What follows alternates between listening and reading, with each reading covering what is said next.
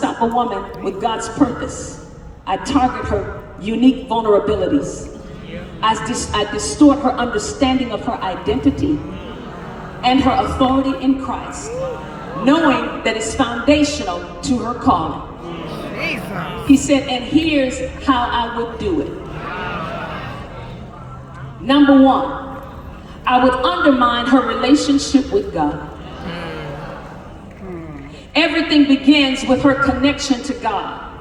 If this is weakened through distractions, busyness, or a lack of spiritual discipline, it becomes much easier for other attacks to take root. Without a spiritual foundation, she becomes more vulnerable. Number two, I would attack her sense of identity.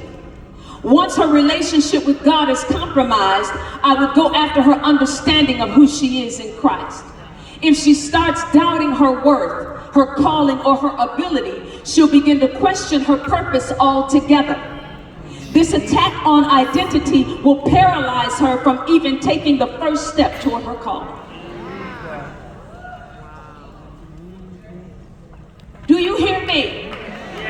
Number three, he said, I would instill fear of failure and rejection. After weakening her identity, I would amplify her fears, fear of failing, fear of being judged, or fear of not being good enough. Those fears would make her hesitant to move forward, keeping her stuck and doubting her potential impact. Number four, I would exploit her past wounds. At this stage, I could use unresolved emotional or spiritual wounds from her past to reinforce her doubts and her fears. By reminding her of her past failures or betrayals, I could make her feel disqualified from fulfilling her purpose.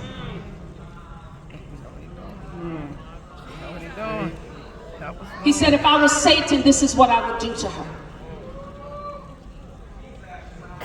And anybody that knows AI technology knows that the more you use it, the smarter it gets. Number five, he said I would use her own emotions against her. With her confidence shaken and past hurts resurfacing as Satan, I would then manipulate her emotions, causing her to feel overwhelmed, anxious, or discouraged. Emotional instability could further isolate her from those who could offer support and encouragement. Number six, I would sow division in her key relationships. As she becomes emotionally vulnerable, I might create conflict in her relationships, whether in her family, her marriage, her ministry, her business. By sowing discord, I could further isolate her and drain her energy and focus from her purpose. Number seven, I would just look at this. These are you talk about strategies. These are strategies that the enemy has used down through the years against women. Number seven, I would distract her from her purpose. Now that her foundation is shaky, distractions would become even more potent. I would introduce things that seem important but ultimately pull her away from God's calling. Career opportunities, social obligations, or the pursuit of approval from other people. She could get busy but not effective in her spiritual purpose. Should I keep reading? Yes. Number eight, I would promote perfectionism and burnout. Once distracted, she might try to overcompensate by being perfect in everything she does. Perfectionism would lead her to exhaustion, causing burnout where she feels like giving up altogether because she can't meet simple, impossible demands.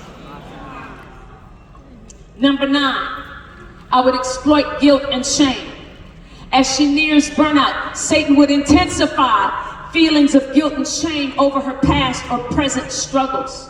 She might feel like she's failing God or that she isn't worthy of the calling that's on her life. And that's going to keep her stuck in condemnation. I heard Prophetess Juanita Bynum say one time that we have to remember, no, it wasn't her, it was Bishop Iona Locke. I heard her say one time, we have to remember that Satan was a perfect angel. Now he's a perfect devil.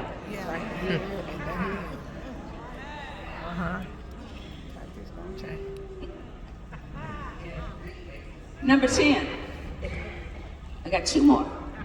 I would isolate her spiritually and emotionally. At the final stage, I would aim to fully isolate. This was strategic. At the final stage, I would aim to fully isolate her from her support system, her family, her friends, her church community. Feeling alone and disconnected, she'd become spiritually and emotionally vulnerable, making it harder to rise up and fulfill her purpose. And then number 11, I would challenge her understanding of God's grace. Lord.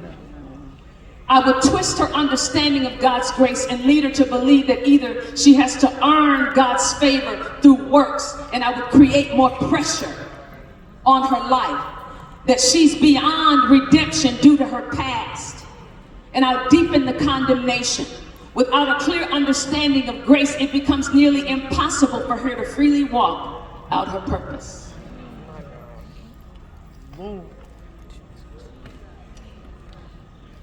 And this is what he said. This sequence starts by attacking her relationship with God and her identity, laying the groundwork for deeper emotional, relational, and spiritual attacks as time goes on. By progressively weakening her spiritual and emotional state, I would attempt to completely derail her from fulfilling her God-given purpose. And then he said this. Does that answer your question? No lie.